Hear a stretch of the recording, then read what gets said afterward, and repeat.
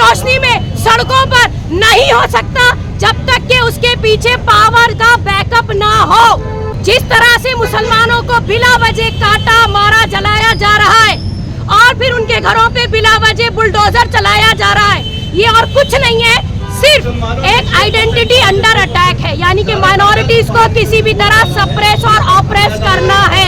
ये सरासर जुल्म है, गैर इंसानी हरकतें हैं, ये एक बड़ा क्राइम है। मैं राहुल गांधी से और कांग्रेस पार्टी से पूछना चाहता हूं, इनके पास थोड़ा सा भी टाइम नहीं है जो मॉब लिंचिंग के अंदर जो लोग शहीद हुए हैं उनके फैमिली से मुलाकात करने के लिए? तो आप क्या इंसाफ कर रहे हैं मुसलमानों के साथ?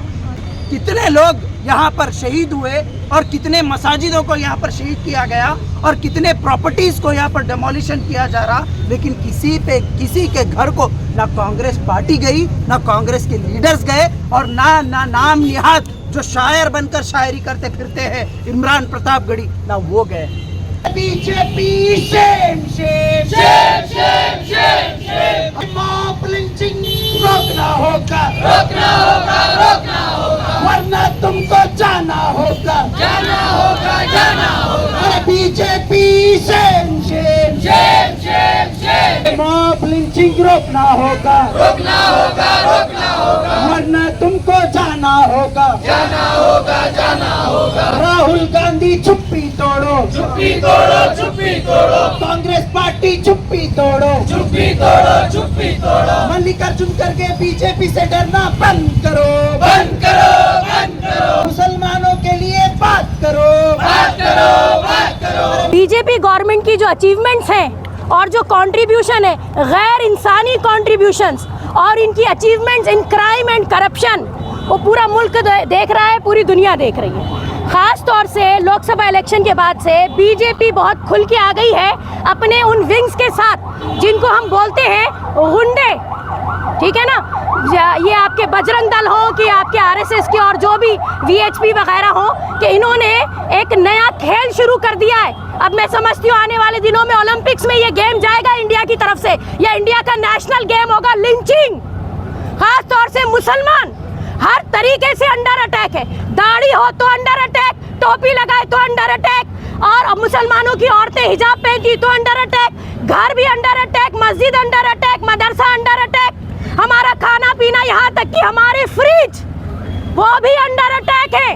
घरों से फ्रिज लेके जा रहे हैं ये देखने के लिए कि फ्रिज में हमने क्या छुपा रखा है। शर्म की बात है, इतनी नीच हरकतें और इस तरह की जालिमाना हरकतें अब तक इंसानी तारीख में नहीं हुई, जो ये नई अचीवमेंट्स अब लोकसभा इलेक्शन के बाद से बीजेपी दिखा रही है। क्योंकि हमारा साफ मानना है, बगैर किसी बैकअप के खुलेआम दिन की रोशनी में ऐसी गुंडागर्दी को नहीं की जा सकती। तो चूंकि ये जो खेल, खूनी खेल हिंदुस्तान की सरजमीन पे खेला जा रहा है, social democratic party of India जो कि एक बहुत बड़ी पॉलिटिकल पार्टी है, कई स्टेट्स में एस्टैब्लिश पार्टी है, इंसानियत होने के नाते, क्योंकि हम दलित के लिए आवाज उठाते हैं, क्रिश्चियंस के लिए उठाते हैं, हम हर गैर इंसानी हरकत के लिए आवाज उठाते हैं, हमारी जिम्मेदारी है हिंदुस्तानी होने की हैसियत से, ये हमारी मॉरल ऑब्लिगेशन है कि हम इन लिंचिंग्स के खिलाफ आवाज उठाएं। तो सबसे पहले सीधे सीधे बीजेपी को सवाल है कि ये बंद होना चाहिए, और नहीं बंद होता है तो फिर क्या? तो फिर यही कि इसी तरह के आप देखेंगे कि प्रोटेस्ट जारी रहेंगे, क्योंकि हम चुप नहीं बैठेंगे, हम नहीं रुकेंगे। कोई भी ऐसी हरकत जो हमें लगती है कि इंसानियत के खिलाफ है, उस पर आवाज उठाई जाएगी। और दूसरा सबसे बड़ा सवाल, वो ठेकेदार पार्टी कांग्रेस कहाँ है? मुसलमानों के ठेकेदार बने फिरते हो, सेक्युलरिज्म का जो नकाब ओढ़े हुए हो, कहाँ हो तुम लोग?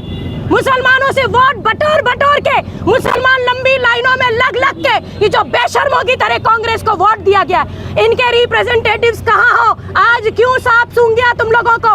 आवाज नहीं उठाते तो तुम काहे के लीडर?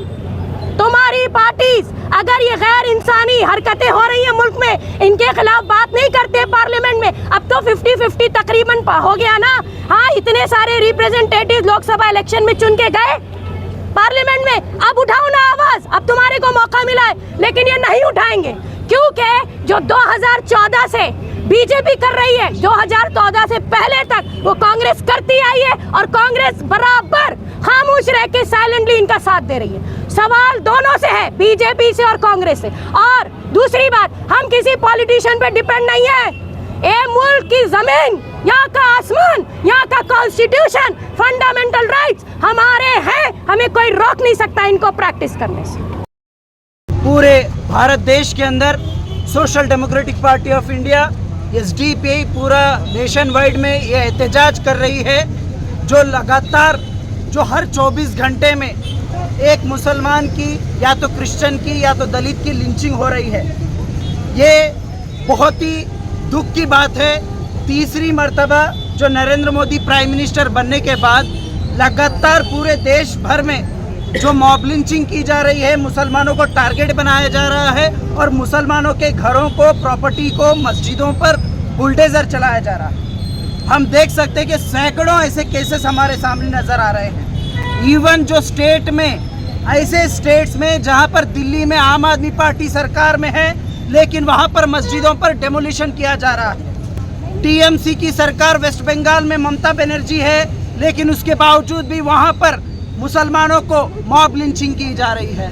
उसके बाद अगर हम देखते हैं उत्तर प्रदेश के अंदर, जहां पर समाजवादी पार्टी को 36 एमपी सीट जीतने का मौका मिला, जीते हैं, वहां पर भी मुसलमानों की प्रॉपर्टी पर और मुसलमानों को टारगेट किया जा रहा है। तो ये चीज़ को कतई बर्दाश्त नहीं करेगी social democratic party of India. इसीलिए आज पूरे भारत देश में हम लोग एहतजाज कर रहे हैं। लेकिन मैं राहुल गांधी से और कांग्रेस पार्टी से पूछना चाहता हूं, इनके पास थोड़ा सा भी टाइम नहीं है जो मॉब लिंचिंग के अंदर जो लोग शहीद हुए हैं उनके फैमिली से मुलाकात करने के लिए? कितने लोग यहाँ पर शहीद हुए और कितने मसाजिदों को यहाँ पर शहीद किया गया और कितने प्रॉपर्टीज को यहाँ पर डेमोलिशन किया जा रहा, लेकिन किसी के घर को ना कांग्रेस पार्टी गई, ना कांग्रेस के लीडर्स गए और ना नाम निहाद जो शायर बनकर शायरी करते फिरते हैं इमरान प्रतापगढ़ी, ना वो गए। कितनी शर्म की बात है ये।